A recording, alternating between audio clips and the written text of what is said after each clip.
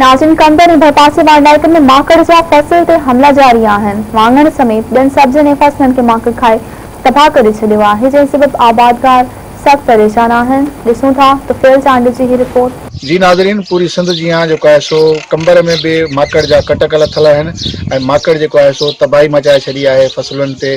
ताज़ो ही जो है सो वाङण जो जेको ॿिज आहे उन जी पोखी थियण खां पोइ जेका माकड़ आहे उन जो है सो अची करे तबाही मचाई छॾी आहे। अचो त कंबर जे आबादगारनि सां ॻाल्हि ॿोल कयूं ऐं सां पुछूं त माकड़ केतिरो नुक़सान कयो आहे।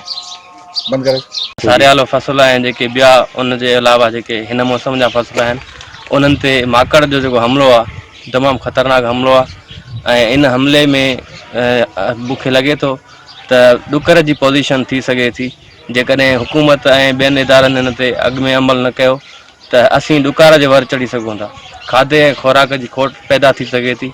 हिन माकड़ खे जल्द अज जल्द ख़त्म कियो वञे, उन लाइ उपाउ वरिता वञनि। फसल भिंडियूं आहिनि, टमाटा बीठा आहिनि, बसर आहिनि, मिर्च आहिनि, जेको आहे सो लूणक आहे, पालक आहे, सभु खाई नंढड़ा ॿार असां घुराए ऐं छड़ियूं हथ में खणी तरियूं पिया। जेको आहे सो त बि माना माकड़ किरी पई पए, सभु फसल त असांजी तबाह थी विया।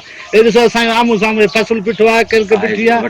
हे फसल ॾिसो तव्हां, सभु का शइ न बचाई अथई असां लाइ। माकड़ सां ज़ुल्म करे वई, नाहक करे वई। हाणे बि उॾे थी कबरियूं पकड़ींदी थी वञनि, हज़ारे तदाद आहे।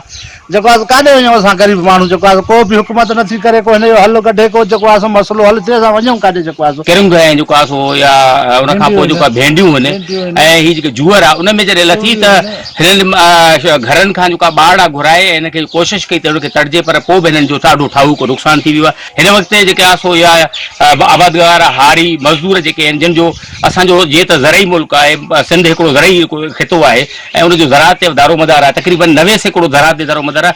उन जे मथां जो अहिड़े क़िस्म जूं आफ़तूं अचनि त आख़िरकार ज़रई तौसीक़ खातो छा थो करे ऐं वज़ीर जेको आहे सो ज़राअत छा थो करे।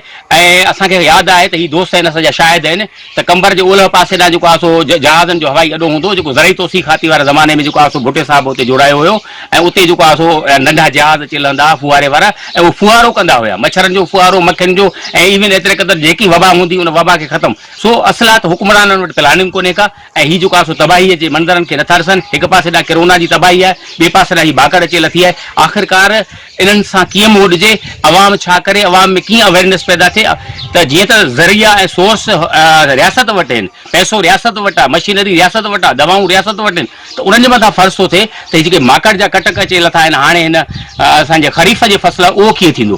जी नाज़रीन, तव्हां हितों जे आबादगारनि जी ॻाल्हि ॿोल ॿुधी ऐं उन्हनि जो इहो ई चवणु हुयो त माकड़ जेका आहे हद दर्जे जी जेका आहे उहा तबाही मचाए छॾी आहे ऐं जेको आहे सो हितों जी जेको ज़राअत खातो आहे उहो अघोर निंड सुतल आहे।